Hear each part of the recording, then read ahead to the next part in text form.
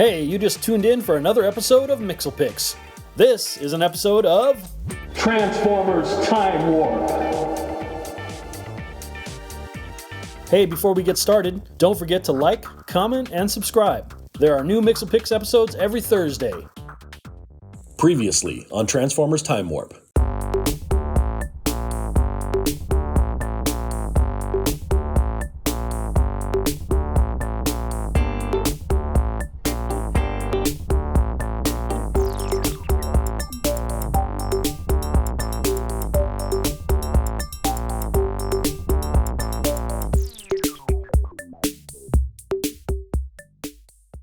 Okay, so that was in the same shipment as this next character.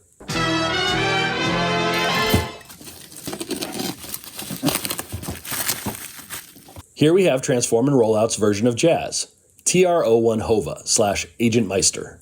I don't know why the character's name is TR-01 Hova when it says Agent Meister on the package, but that's the way it was listed on tfsource.com, and it hasn't changed since I first saw it on the site. It'll be interesting to see if inside the box the character actually has all of the trademarked stickers or prints, because my first copy of this has all of it, which I thought was quite interesting. So this is the guy I chose to be my representation of Jazz in my collection. I really think that the car mode has a lot of great detail and really kind of bridges the gap between cartoon accuracy and realism. And in my collection, I really prefer to have more realism in at least the car modes. This might be a little controversial, but cartoon accuracy is not the standard by which I am judging my collection. I like it to be based on the cartoon, of course, but I like it when it's a little bit more realistically rendered, and I believe this character does a nice job bridging the gap between both modes and presenting the car as more of a realistic car. The deformed looks I'm not into. I know that they're original, like for Bumblebee and such, and Cliffjumper, but I'm not into the deformed looks. I'd rather have them be reimagined as more realistic vehicles.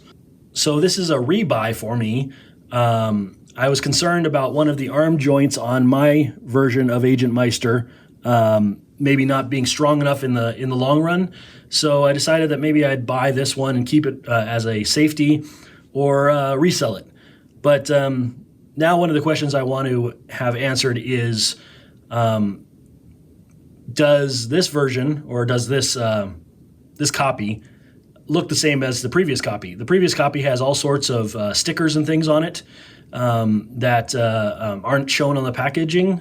So Martini Porsche or Martini Racing, one or the other, Shell, all those kind of logos and company names aren't shown on the packaging, but they did show up on the actual character when I opened it. So we'll go ahead and find out if that's the same here, or if this happens to be a copy of it that is clean and it does not have all those logos and company names.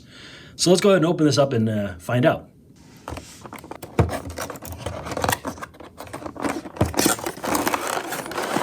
So we've got a nice pamphlet here and the collectible card. Nothing too special, but not a bad printing and not a bad little collectible. Again, it says Agent Meister here in the right-hand corner. TR-01, there you go. That's the model. So there's the collectible card. We've got our instructions here. It specifically calls out Porsche 935 Turbo. But I don't know if they've gotten the licensing for that. But it's a nice full-color brochure. Not full color. They go black and white with some accents here on the instructions for transformation. But nicely done regardless. So in the package here, you can see the accessories. We've got the grappling hook, which you can see in the cartoon. And you've got the two speakers here which you also can see in the cartoon when he invokes his ability to blast things with his sonic power. And you've got his gun. So he's got a good complement of things. And as you can see, he does have the logos and things that I was wondering if they'd be on there. So he is the same as my previous copy. He's got these logos. Let's take it out and take a look at it. But here he goes. He's got Martini, Dunlop tires, Shell, Martini Porsche, Bilstein, Bosch. I mean, that's a lot of company logos. Makes it look really realistic. And I think it's a nice representation for Jazz. So here is my other copy. He's already transformed into the robot mode. And you can see what he looks like on camera here as Jazz transformed into the robot mode. I think they did a really nice job on these accents. They've got little, accents of metal paint here on the hood. They've got the Porsche emblem here, at least so that it looks similar to the Porsche emblem. And overall, just a good... Oh, his back's not staying there. There we go. Overall, just a good representation of Jazz. One last note about the white on this version of Jazz from Transform and Rollout is that the white is really, really white. It's almost like a titanium white. It's a little too white in comparison to the white that Takara Tomy uses for its official line, as you can see here with Wheeljack and with Prowl. I don't know if you can see much of a difference on camera, but definitely when it's on the shelf, you can see that it's a brighter shade, a harsher shade, if you will, of white. But I think it's a negligible bit, especially since Takara Tomy doesn't have Jazz yet.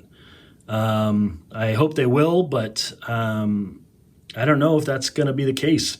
It's been a long time coming, so we've had a number of different Jazzes out there in the market, and who knows if Takara Tomy will ever actually get this out to the public.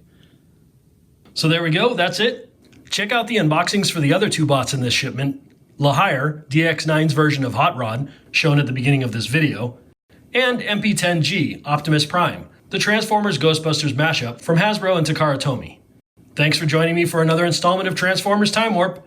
I'm Mike, and until next time, happy collecting, everybody.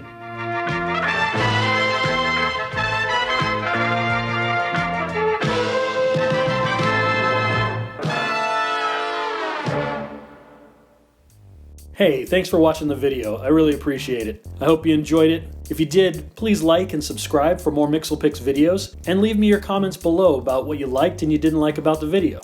Until next time, see ya.